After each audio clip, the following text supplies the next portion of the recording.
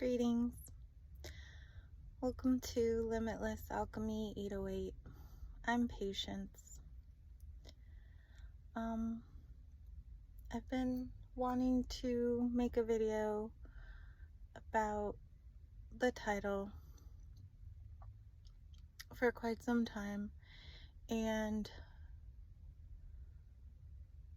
I just decided to show up as I am today, being that we're in the midst of Aquarius season and my descendant is in Aquarius. And Neil deGrasse Tyson said that our zodiac signs are not what we think they are, that they've actually shifted to the east. So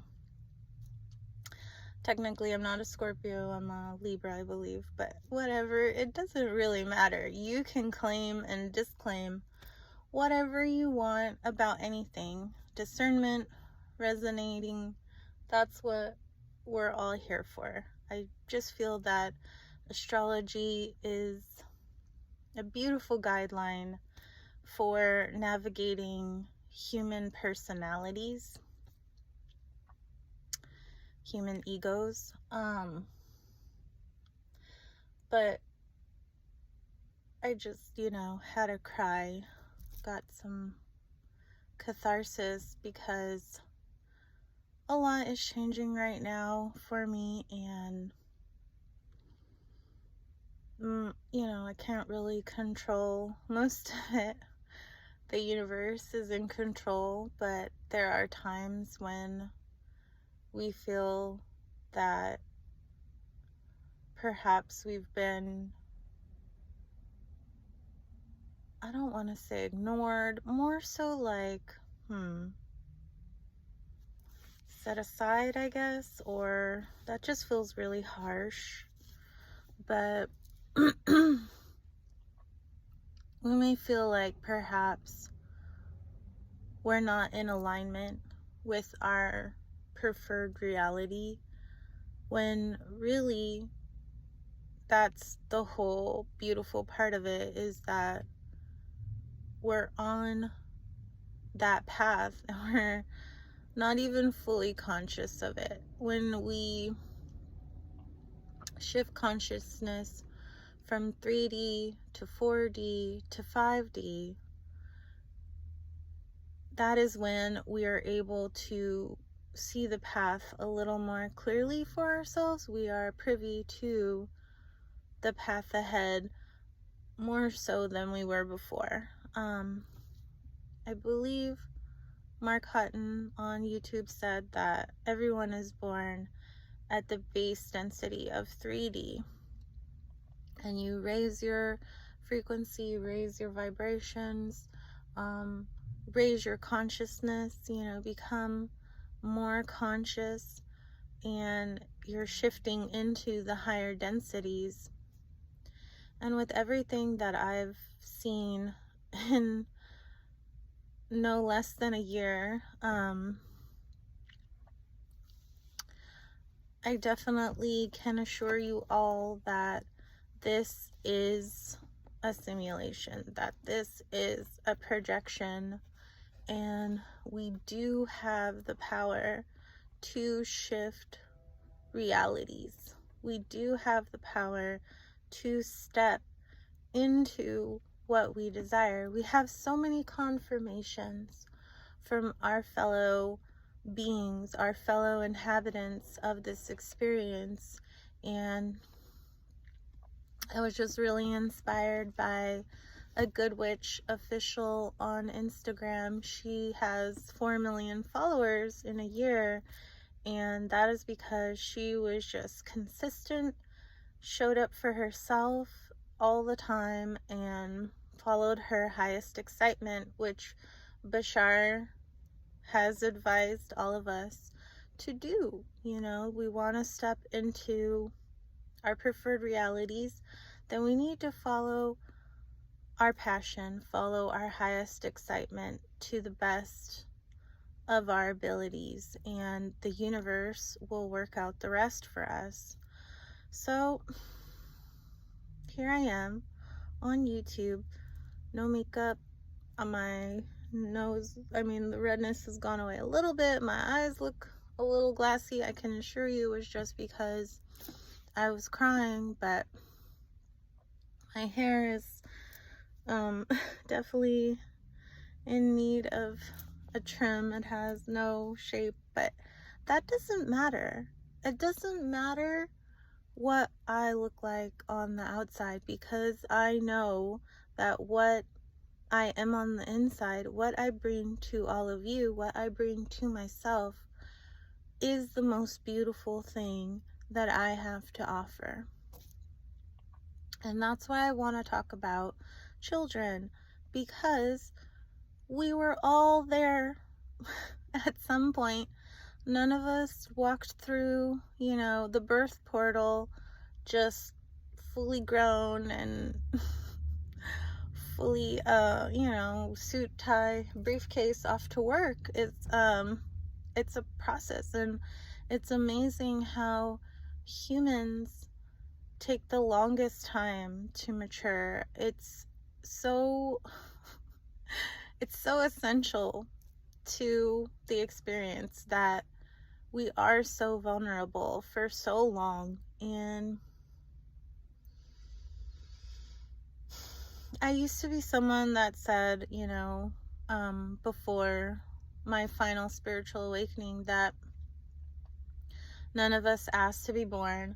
But then I saw that Maury Povich meme, which said, and my Akashic records said that was a lie. So I'm like, okay, whatever. We have soul contracts. We choose to reincarnate with the people that we incarnate with. And I also was someone that would say, respect is earned, not given. And that I do stand by for sure. I haven't seen that debunked, so I'm gonna keep that with me. But that's what my issue is with a lot of parents, a lot of adults. They feel that just because they were born before someone else, that the person younger than them really has no value to give than what that older person can glean from them, what that older person wants to take from them, and that essentially they're property. And I'm real upset that, in this government, I don't know if it's the same for every country, but in the US, we are told, because I am a parent, we are told that our children are not ours, they are property of the state. But they're not property, they're people. I mean, this is so silly, because I knew someone in high school that was a ward of the state, and she had a very tumultuous life. She had a very troubled life, and I would not wish that life for anybody. So many children slip through the cracks of, CPS or whatever they want to call themselves, but child social services.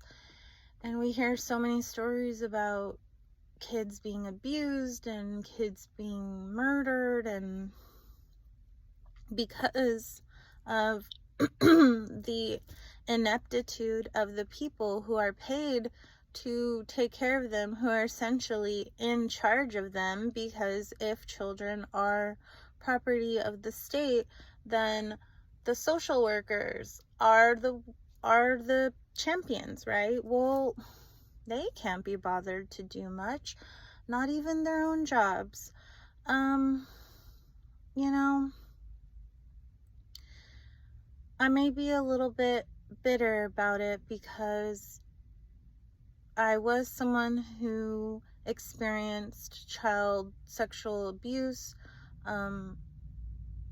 pretty sure from the time I was born up until I was about 10 years old. And after puberty, experienced a lot of harassment from grown men. I've also was raped at 18 years old, and that was by my partner. I was also almost sexually assaulted by my most recent ex. I'm not going to go into detail about it, but he was drunk. He did stop, but when I said something, he laughed about it. He thought it was funny. So,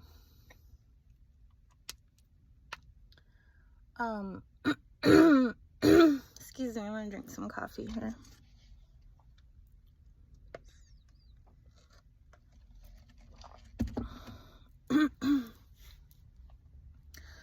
Love coffee. It is the ambrosia of the gods. Anyways,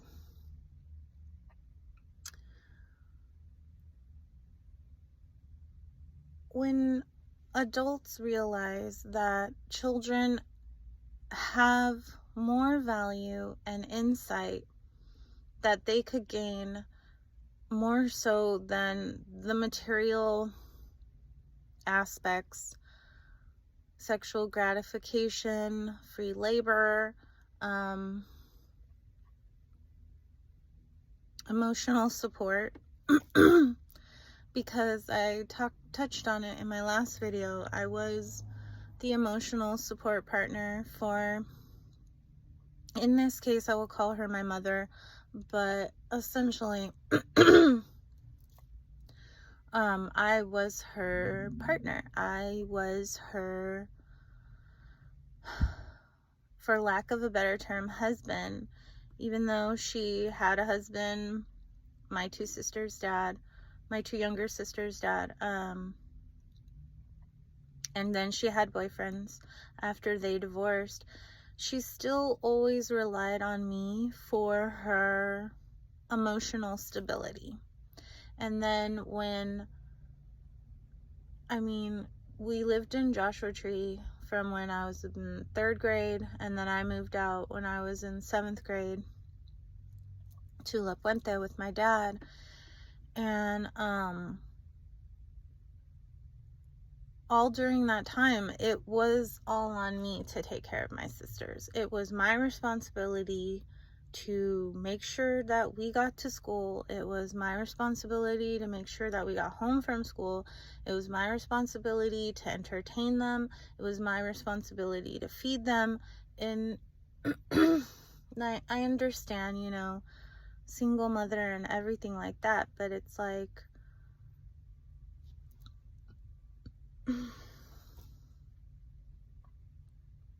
there has to be other ways. There has to be other avenues. And yes, we did go to summer camp in the local, I think it was community center, and that was fun. We got to do that. But when that was over, it was all on me to make sure that we were okay. And even when her boyfriends were there, the one boyfriend that lived with us for the majority of the time, he would lecture me. He would try to exert authority over me, and that was because he was allowed by, my birth person. And when I asked her recently, when I confronted her about my childhood sexual abuse, because I know that she knew about it the entire time and didn't do anything because she was conditioned by her mother to fawn and make sure that her mother was happy in all moments. So essentially, she was also emotional support for her own mother, and then she just repeated that cycle with me. So when I confronted her about, she would be there in the big moments of my childhood, when I was in plays, when I got awards. She would be there. I will give her that for sure. But in all of the little moments that add up, she was not there. She wasn't there. And when I confronted her about that, because she became addicted to bingo when we lived out in the desert, because really there's nothing else to do aside from, I think, the 1 or 2 bars that were around. And once those are exhausted, what else are you gonna do? I mean, there's meth, but I'm glad she didn't go down that path. I mean, honestly, although sometimes I wonder. Anyways, when I confronted her about why her boyfriend would be home at night with us rather than her, she made the excuse that is because she had a second job and this and that. And I said, well, why wasn't he working at night? I mean, you work during the day, be home with us, and he should be working at night. Wasn't that a possibility? And her excuse was that because he was black, and we lived out in, one horse town, Joshua Tree, there wasn't much opportunity for him. And I'm just like, okay, but 29 Palms is not too far that way. Palm Springs is a little bit farther the other way. I mean, so, I really think that it was because she just wanted to be out. She just wanted to go do what she wanted to do. And I understand that, because when you become a mother, you tend to lose your identity. And for the longest time, I definitely felt like I didn't have an identity. But that was of my own choosing. There are no limitations on ourselves except for the ones that we place. The devil energy, right? In the tarot, the only perceived limitations and bounds that we have upon us are the ones that we place on ourselves. There's no one judging you but yourself. And what you judge others for, you judge yourself for. And I don't mean to point, I'm just being emphatic. So, I kind of understand her perspective and her lot in life, but it still doesn't make me any less wary of being around her. It doesn't make me any less wary of having my own children around her. And that is my purpose here. When the spiritual community talks about chosen ones, it is because you choose yourself. It's not about the universe, God, Jesus, Buddha, Shiva, all of them, Allah, all of them. It's not about them handpicking, pointing someone out. It's not about the 144,000 that the Jehovah's Witness talk about. I feel like the 144,000 is in every eon. The 144,000 is those of us who choose ourselves to raise the vibrations of this earth's density, to become lighter, to become more conscious, to become more aware, and to become more peaceful and joyful. Heaven and hell exist in this experience, and it's because we create it. It's because we choose to live in hell or we choose to live in heaven. And so I'm just having one moment. More coffee, please.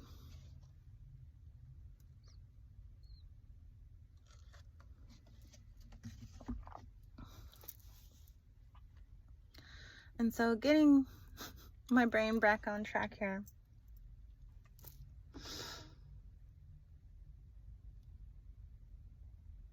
I've come here to break generational cycles, to break traumas that are passed down from mother to daughter, or mother to child even, because I have sons. I've always wanted a daughter, but you know, that's okay. I have my 2 sons and I'm very grateful for them. They truly bring me joy in every moment. And I definitely feel that everyone should do their shadow work, at least recognize that they have generational traumas or emotional traumas or childhood traumas, PTSD and all that, and at least recognize and address it, become a little more conscious so that they don't pass those down onto their children. Because when I had my oldest son, I did pass down to him my body dysmorphia, my internalized fat phobia, my internalized misogyny. Even as a feminist, you can still have internalized misogyny. You can still be a little bit of a misogynist because of your conditioning. You may not be conscious of it. You may not be aware of it. You know, you are active against many issues, but then there'll be moments where you put another femme down just because the way she looks or what she's doing or what have you. I'm not passing judgment or anything. I'm just trying to give examples here. But I did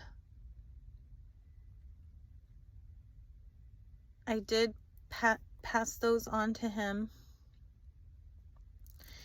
And now I am working to help him overcome those. And he is better than me in a lot of ways, and I'm very grateful for that.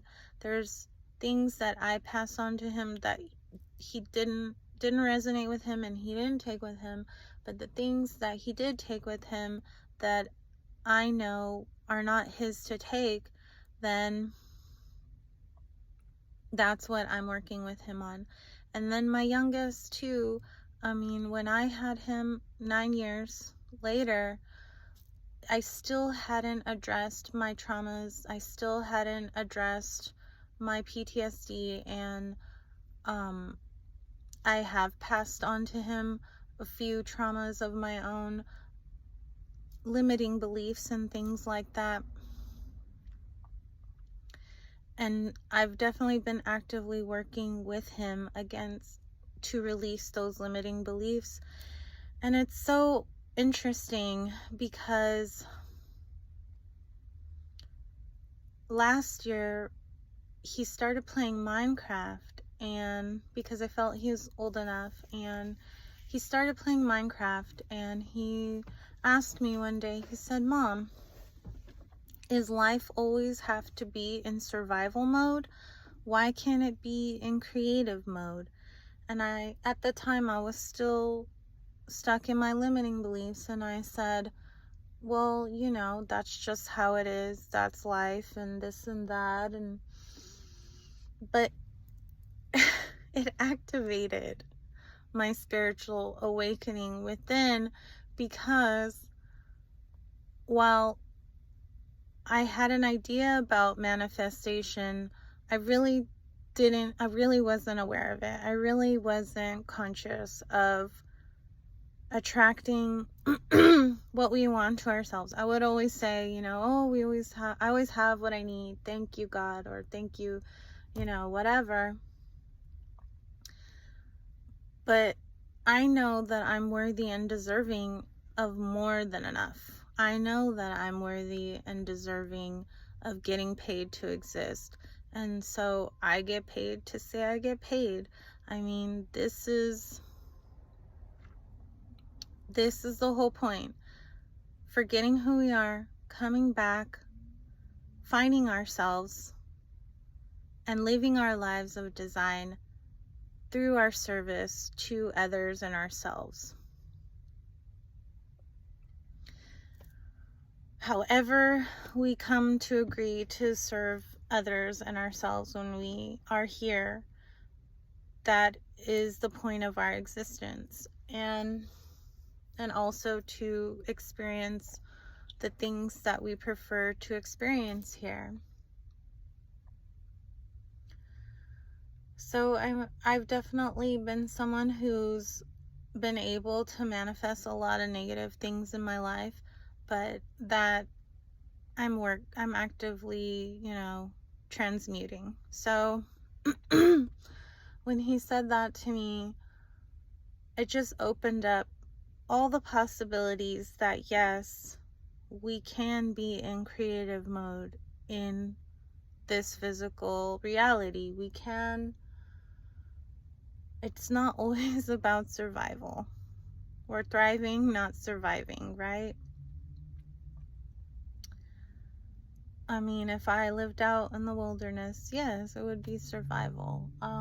But and you could even call society a wilderness, the concrete jungle, yes? So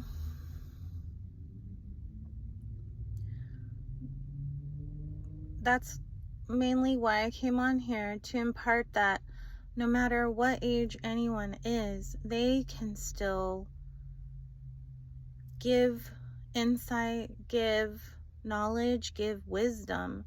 I know that my youngest has reincarnated many times on this earth. Many, many, many times. He's an extremely old being. And when I look into his eyes, I just see the universe, and I just feel such peace and happiness. I mean, when I look into your eyes, I feel the same. I definitely see the universe, and I'm so happy that you're here.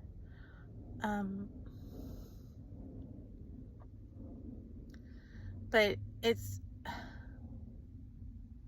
when we can recognize that those of us that are younger have many, many things that we can learn, because each of us on our own path in our own time can be activated, can be inspired at any moment by anyone else.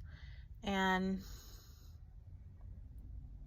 that is when adults, the state, whatever, will start to recognize kids as people and not property. Child marriage is abominable. No child should be forced to marry an adult. There's no reason for it. I know in other cultures that they may get married younger. I mean, my own grandmother on my dad's side was married at 12 years old to my grandfather, who was 19. And this was out in, rural parts of Mexico. And I can't imagine how she must have felt at that time.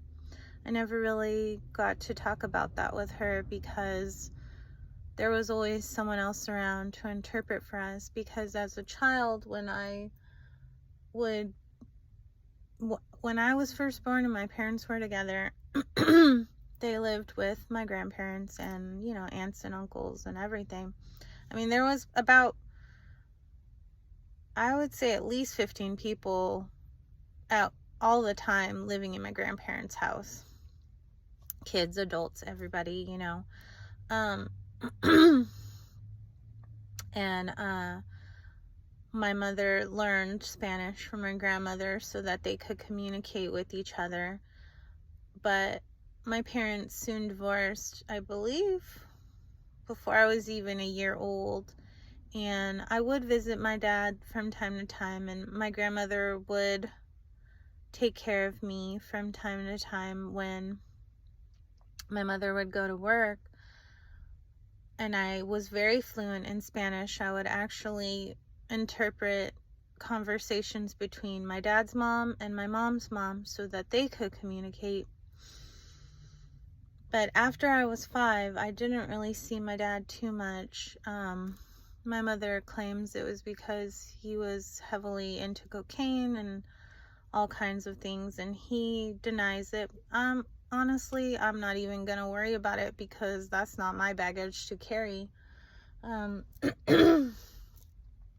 I didn't see my dad's family very often. I would visit him perhaps once in a while when I lived in the desert.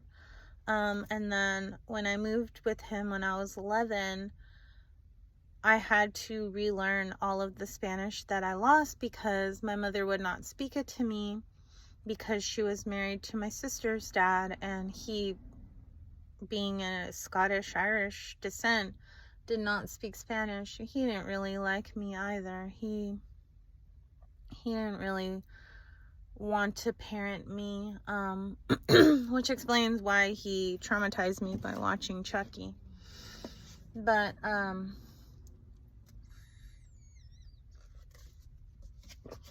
this is a longer video, so thank you for sticking around. I know that you're gaining a lot of insight and wisdom and love and guidance from this video, so I love that you're here. Thank you. But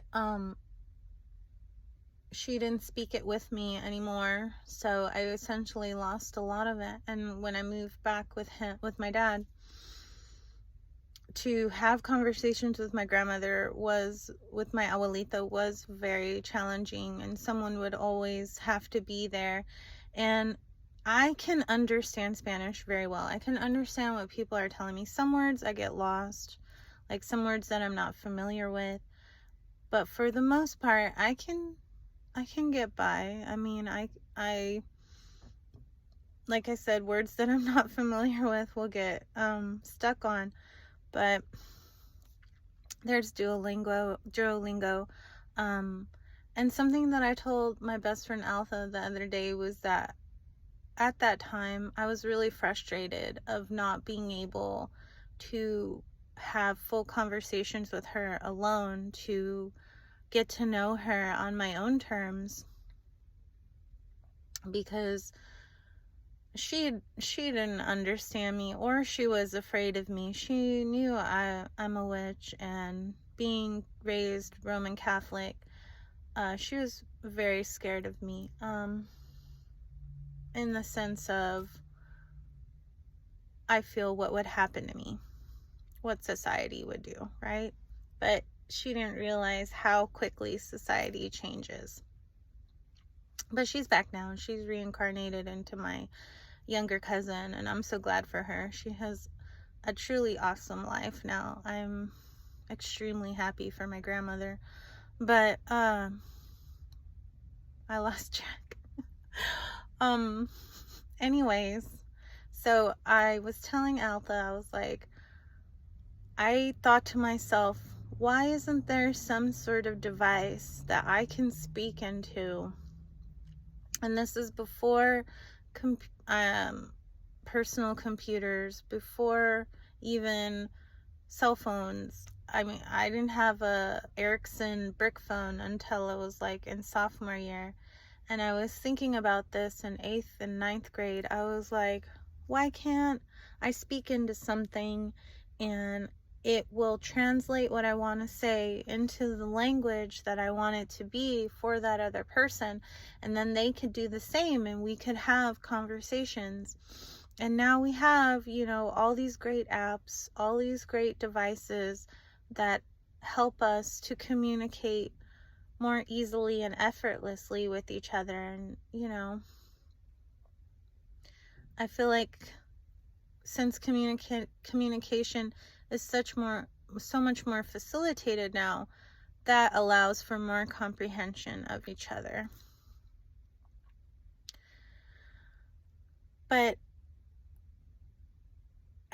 it just shows how connected and how the flow of the universe works, where me as a 14-year-old wishing for something that was not possible at that moment,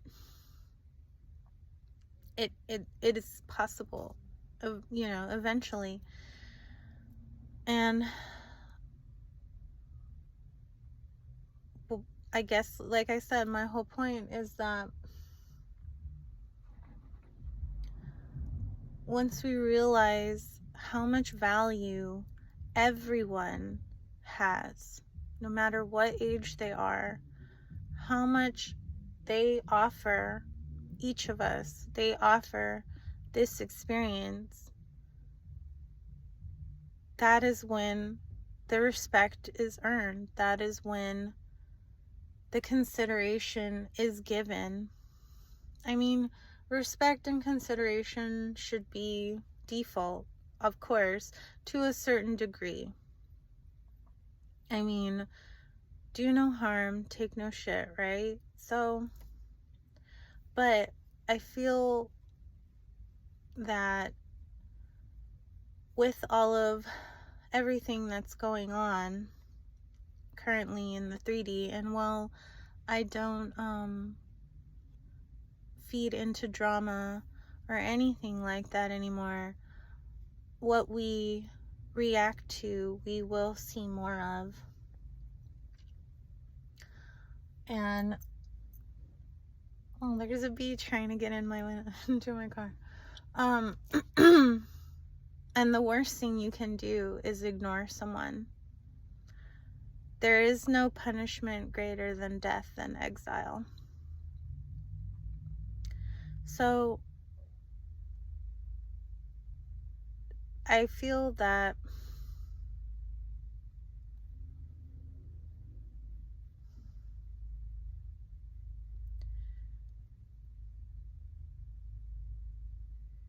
I'm sorry, that bee just totally threw me off, but I feel that with how many of us are choosing ourselves and showing up authentically, showing up for others, showing up for ourselves, and I really am just so proud of the generations that are coming forth. I really do love Gen Z. I really do love Gen Alpha.